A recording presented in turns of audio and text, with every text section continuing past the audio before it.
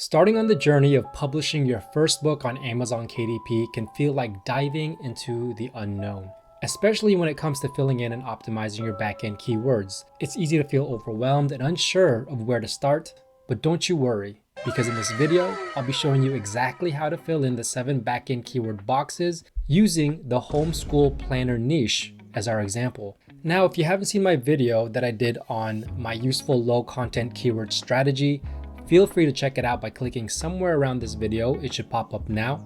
And this video covers in more detail exactly how I do the backend keyword process and all the tips and tricks that I've figured out over the years. So be sure to check it out. But before we get started, hey guys, my name is Jeff, and this channel is all about becoming self-sufficient when it comes to making money online. And right now we're talking about low and medium content publishing on Amazon KDP. So if this sounds interesting to you, feel free to hit that subscribe button so you can be notified whenever I release a new video. With that being said, let's get started. Okay, so for this tutorial, I've gone ahead and compiled a list of homeschool planner keywords.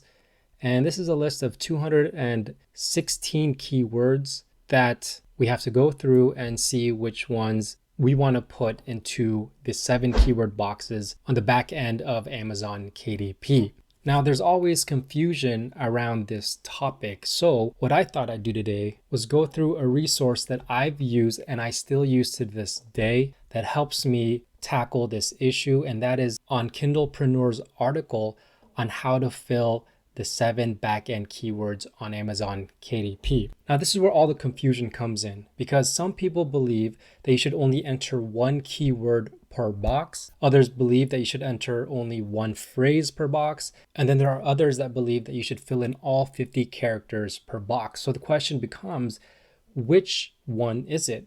And that's why Kindlepreneur went and created their own experiment to try to answer that very question. And this is what they found out. Their experiment consisted of 120 volunteer books that they ran web crawlers on to see what kind of keyword possibilities it came up with. And after that, they came up with a simple 3-step system on how to go about filling out the 7 keyword boxes on Amazon KDP. Step 1, find 1 to 3 keyword specific phrases that are relevant to your book, have shoppers looking for them, meaning there's enough search volume, and that are not overly competitive. Now, if we go back to our list of keywords, we can now start going through it. What we really want to focus on here are the search volume right here, as well as the niche score right here.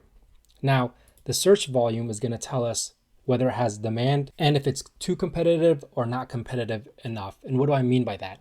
Well, if you see all the numbers here, you can see that there's, for example, 2,000, 448, 20,000. So for example, if we take this keyword homeschool planner for 1 kid that has a 20,000 search result, we can safely assume that there's a lot of demand for this keyword. But also we can assume that it's very competitive because there's 20,000 books showing up for this keyword. And oppositely, if we go with something like this chaos coordinator homeschool planner that has 133 search results, we can safely assume that there's just not a lot of demand with this search term, but it's also not very competitive. So what we want to do is we want to look for keywords that have low competition and high search demand. So the number that we're really looking for is around 1,000.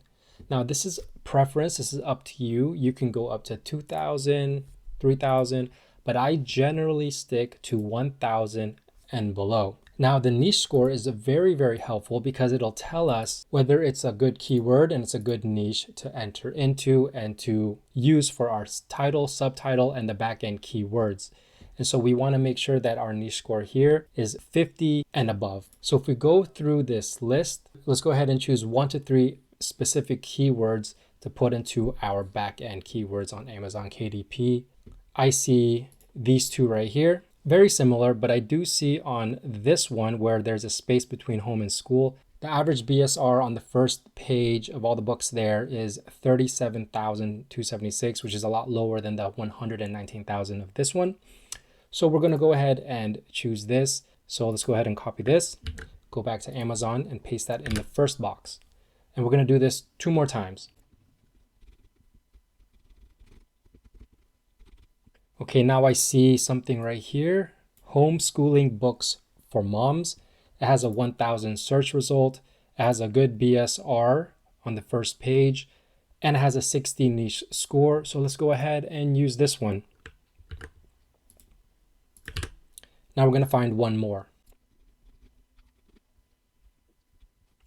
And right here, I found something that I want to use, homeschooling materials kindergarten. This has an 898 search result with a 10,000 average BSR on the first page and a 73 niche score. So I want to go ahead and use this as our third one. So we'll go ahead and paste that. So after we have these 3 keyword phrases, let's move on to step 2.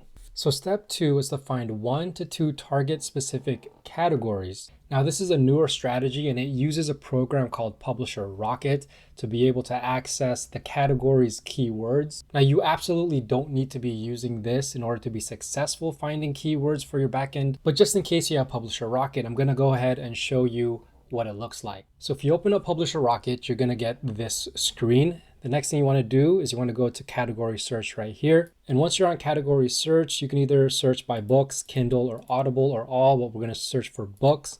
And then we can go through here and find a category that best fits our book. So if we're doing a planner and we're doing homeschooling planner, maybe we can enter in the search bar right here, homeschool, and see what comes up.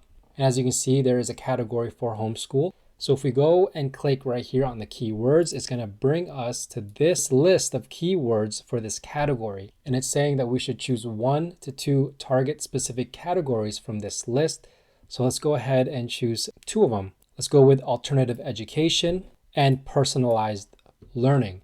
So if we go ahead and grab these 2, I'll go ahead and copy this one and go back here, go and paste that. And then personalized learning, copy that, go back into Amazon. And now we've completed step 2. Once again, this is not important. You don't have to do this, but if you have Publisher Rocket, this is a great tool to use to go into the categories and grab their keywords. Now for step 3. Step 3, it says that for the rest of the boxes to fill it in with niche specific terms and phrases. In other words, this is the time to fill in as much of the 50 characters as possible with words or phrases that best fit the book. So if we go back to our list of keywords, we can see that we have over 100 keywords here, and we can go through each and every single one of them and pick and choose which one we want to stuff into the last 2 boxes here. For a nonfiction book like what we have, we want to create a list of words that describe the pain points of your target reader, the success your reader hopes to gain from your book, the type of reader or their demographic, descriptive words, synonyms of the above, etc., etc. But since we already have this list of targeted keywords, we can just go ahead and pick and choose from these keywords. Now, the easiest way to go about this is what I usually do is I like to copy the entire list. And I like to take it to this website right here where you can just paste your list here and then it'll delete all of the duplicates. Now these are all unique keywords and none of them are duplicates. So now we can start choosing from this list the keywords that we want to put in the last 2 boxes. Now something to note is that if we go back to our keywords here, now Amazon strictly says to not use the same keywords that are already in your subtitle and your title.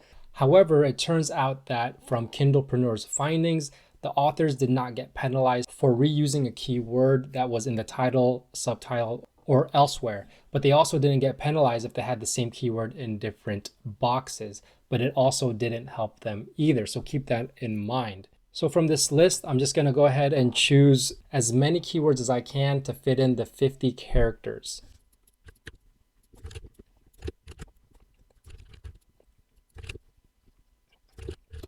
And there we have it. So I've come up with chaos coordinator, grade, keeping, record, boys, girls, attendance, preschoolers, activities, science, and math. And these are all keywords that are not duplicated anywhere else in the list. Now, once you have this list of keywords, it's also good to know that Amazon rearranges each keyword into different variations to come up with other keywords that your book could index for. Also, Amazon includes pluralizations of words automatically. So for example, boy, they already include boys. So basically you don't need to put girl and girls. You don't need to put mom and moms. You don't need to put books and book. And it's as simple as that, guys. If you follow these 3 simple steps, you'll have these keyword boxes filled out in no time. Now, if you want to grab this list of 215 homeschool planner keywords, targeted keywords, and use them for yourself, it's available on my Gumroad shop, so I'll leave the link down below. These keywords come with Amazon search results, Google search results when available, average bestsellers rank of the first page, as well as a niche score. So feel free to go download it and use it for yourself.